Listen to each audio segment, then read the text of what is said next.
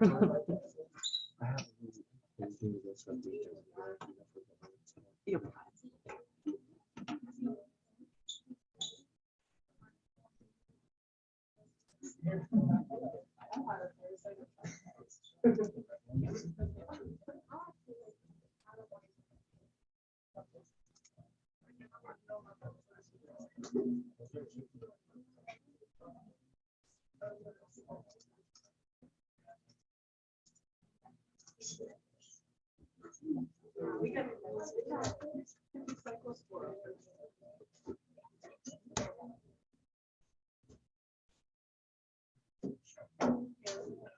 Nice. All right. I see everybody has started picking groups and presentation topics already. Let's go do that at the end of class, but I see we're all pretty excited. As soon as I read the thing that said first come first serve, I was like, I'll put it on the board. Okay. Cool. Do we have anybody missing on those then? Oh. Okay.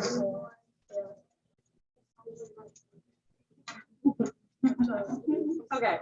So brief overview of the presentations. I suspect you have at least read the top of this, given you signed up for things, but in about a month, so the 26th, we'll do student presentations. In the past, I think we've been on systematics papers, but I find that a little dry. So what I want us to do is learn about some cool plants, very professional. So we're going to learn about some interesting plants, and we're going to practice applying our knowledge of how to talk about plants professionally using scientific terminology through this presentation. So how long your presentation should be will vary a little bit depending on how big or small your group is. I want each of you to spend some time talking, but you each picked an adaptation. So you'll talk a little bit about what that adaptation is, brief overview, why it's beneficial, and then you'll give some examples of plants. So at least two.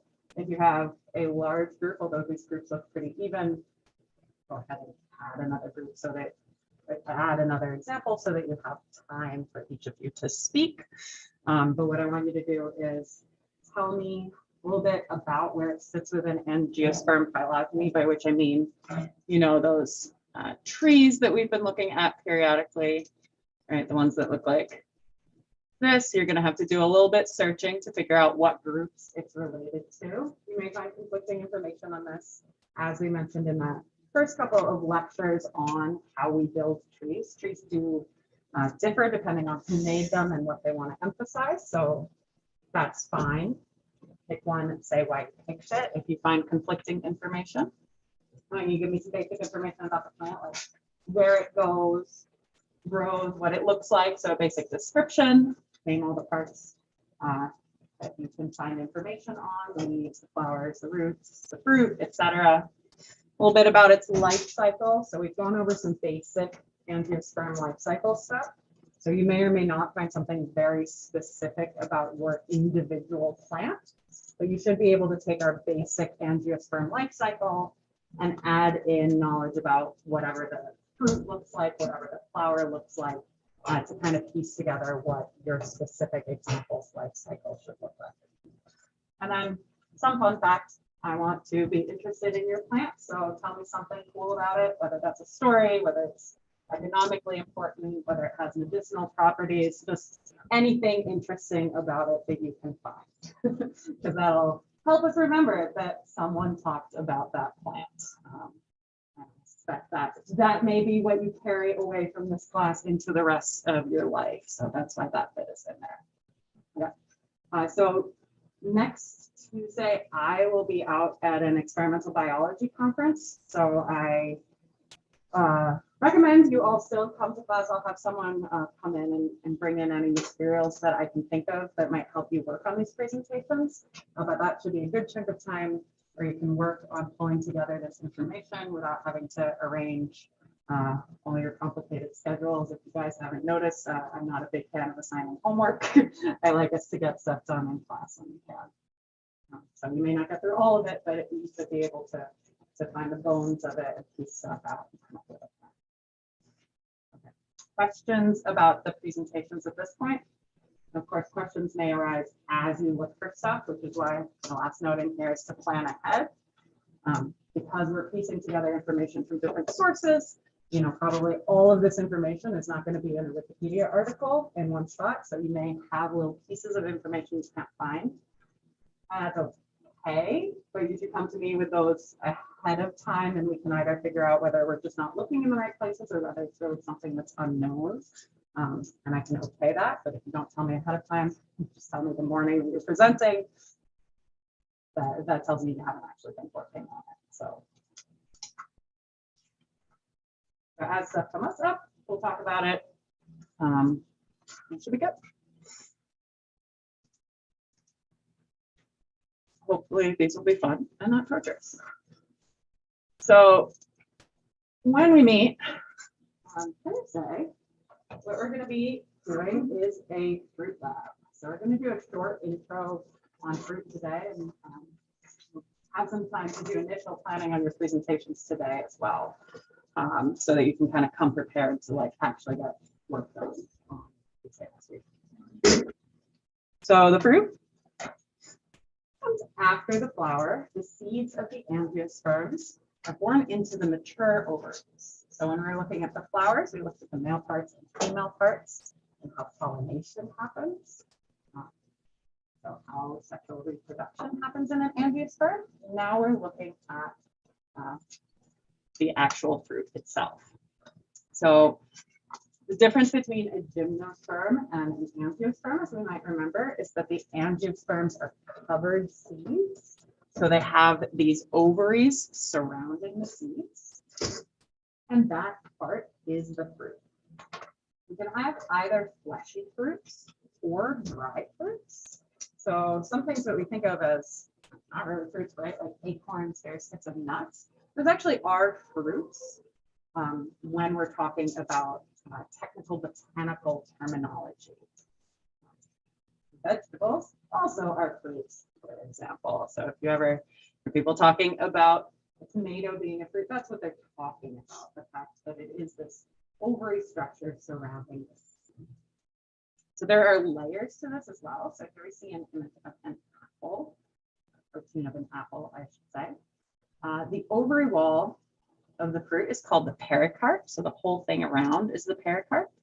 And they may have layers in the pericarp. So we talked about the fact that the endosperm is the very inner layer. So where's our endocarp? There we go. So the endocarp or the core. We focused in on that when we were talking about a monocots and dicots. I think is when we talked about this. It wasn't just in definitions of angiosperms. So the endocarp is the central part. But we also have more fleshy fruit surrounding this apple. So we also have a mesocarp. So meso just like means middle.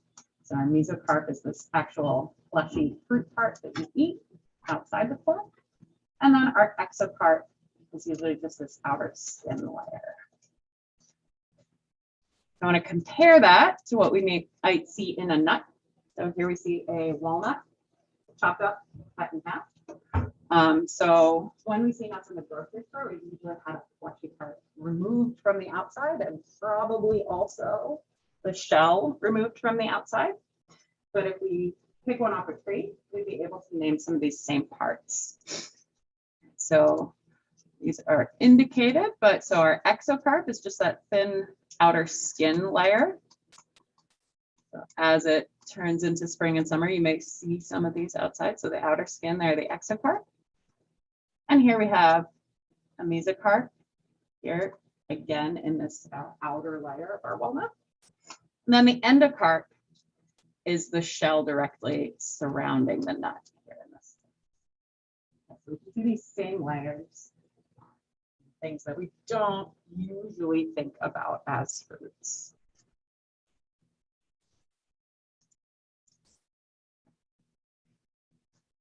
That brings us to our dry fruits versus our wet fruits. So we can separate out whether fruits open at maturity or don't. So we have two types of fruits here that we're looking at are dehiscent fruits or are indehiscent fruits. So this has to do with whether they split open at maturity. So the pea pod is an example of a dry fruit that dehisces at maturity, so it can open up. So it has this seam line as it's maturing. Before it's mature, your whole pea pod is closed up, closed up, closed up. But at a certain point, it bursts open along this suture line. So if that didn't happen, it would be indehiscent, but because it does. So here are some examples of some of the different sort of terminologies for different types of fruits that we'll get into in the lab, at least a couple of these. So our wet fruits are our fleshy fruits, are things like drupes, so things that have pits, berries, have Hesperidium like oranges, like apples. Then our dry fruits are things that we often don't really think of as fruits, but still count when we're thinking about the fact that this is an angiosperm. So here we see our legumes, like our peas, for example, but we can see a lot of other sort of weird things as well. So, you know, corn kernel here, we have one of those maple seeds that flies around. All of those count technically as the fruit of the plant. So we'll compare those in the lab. Another thing we're going to look at is presentation. So if you've ever probably you've all chopped open a bell pepper or something, right? You've seen the walls inside and the seeds kind of in the middle. One of the ways we can describe different fruits has to do with the attachment pattern of the ovules, and therefore the seeds in the ovary of the angiosperm. So we can describe these according to their location, basically. So here we have some examples. So in marginal presentation, we'll see that the ovules are along the wall of the ovary, so along its margin. So what we're looking at is this image is showing us as if we cut it in half this way, and then here we're looking down on the cut half. So we see both ways. Okay, so on the margin, it's clinging to one wall. We can have axile placentation.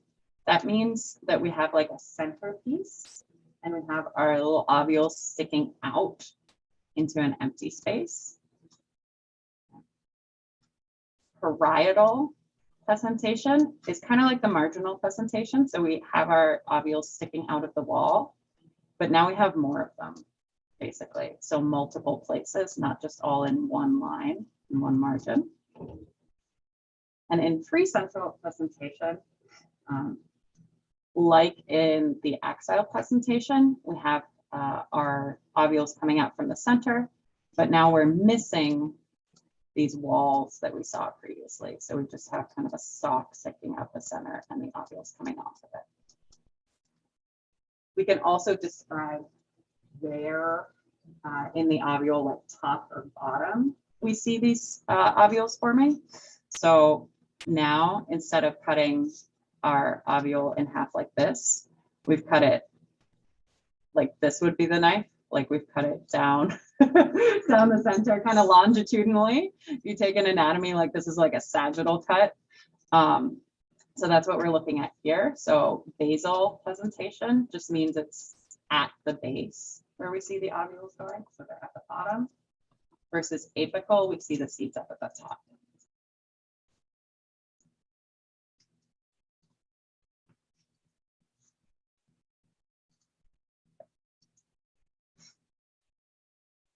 As we're looking at these arrangements of the ovules, it's also helpful to look at the spaces within the ovary. So an ovary has a variable number of things we call locules, which comes from like the word for location, right?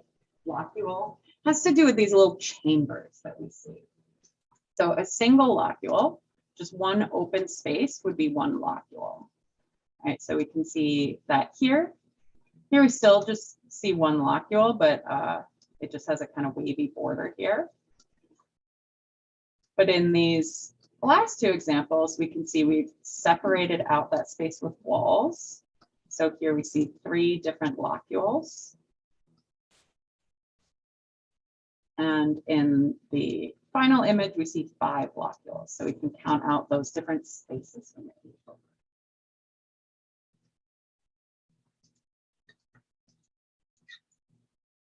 This has to do a little bit with how this structure is forming. When we looked at the flower, we looked at the pistil, which was composed of our stigma, where we have our pollen landing. We had the style, where we have that pollen tube going down into the ovary, and then the ovary at the bottom. But not every ovary looks the same. This is a basic structure, and we do have variation on this structure. So when we first introduced it, we said a pistil, a carpel are basically the same thing, which is true in our simplest case. We just have one structure where we have a pistil that's kind of folded over. But we may also have multiple pistils at the center. So we might have multiple structures here. Like let's say we had another one and another one over here. That's possible. So if they're separate, we have 3 pistils and 3 carpels. Right, so here's our ovary at the bottom, and then that's the whole pistil structure here. But we may also have them merging. And this is basically how we form those locules where we have multiple spaces within the ovary. Right, so here we can see that essentially 3 pistils merge together into one. Right, and now at the base, we have these 3 carpels fused together.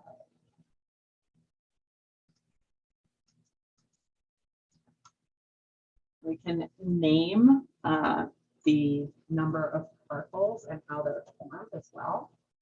So if we just have 1 carpel, 1 pistil, and 1 flower, we call it monocarpous, mono for 1.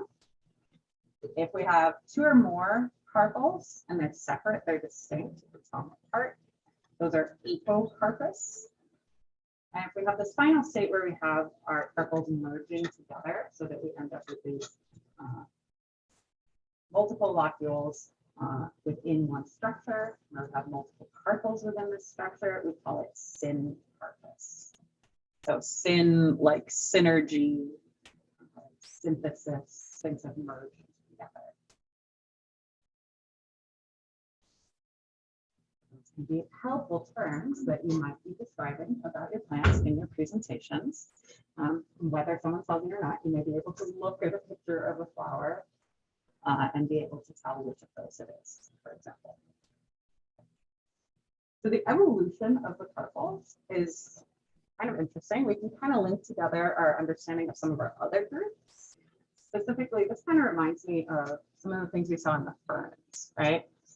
So the idea of the evolution of carpels is that they actually started as a big megasporophyll, essentially. So a modified leaf structure with sporangia kind of on the edges. Now, when we were looking at the ferns, we saw that they had, or some of them had indusium, some of them had a false indusium where the edge of the leaf sprawled over, kind of to protect the sporangia. So the idea is that something similar happened in our groups leading into the angiosperms, where this megasporophyll started to curl in together to protect those sporangia, essentially. And curled so much that it fused into this carpel structure. So then we end up with this situation where we have our sporangia completely encircled by this leaf, right? So we now have a new structure that's no longer just the normal megasporophyll leaf. And then finally, when we start to talk about these syncarpous fruits, we have multiple carpels, so multiple sort of chambers fusing together, creating a single structure with these multiple locules inside. So that this is the idea of how we came to have in some fruits a multi-chambered ovary.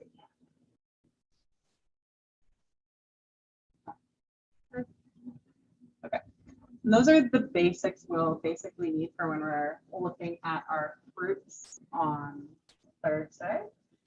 So we'll again be bringing random things I find at the grocery store. We'll cut them up. We'll label some stuff. We'll find some things.